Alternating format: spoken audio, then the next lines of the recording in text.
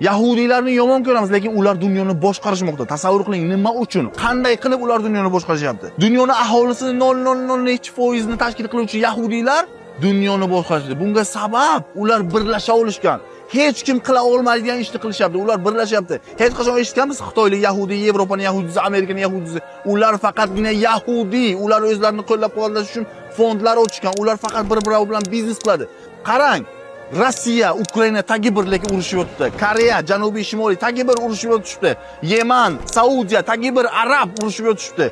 Hindiston, Pokiston tagi bir urushib o'tibdi. Nima uchun? Chunki ular shu narsani xohlashadi. Undan manfaatdor yahudiylar birlashgan holda dunyoni aholisini kichik zarrasini tashkil qiluvchi yahudiylar birlashgani uchun, bizlar tarqalganimiz uchun boshqarishyapti. Tasavvur qiling, Turkiy davlatlar, turk zabon davlatlar birlashsa qanaqa kuch bo'ladi, lekin hech qachon birlashib bilmaymiz. Turkiy davlatlarni qo'yinglar. O'zbekistonda Buxorolik, Qarshilik, Vodiylik, Vohalik, Toshkentlik degan gaplar bor. O'zimiz bir-birimizga konkurensiya, o'zimizni raqib deb bilamiz.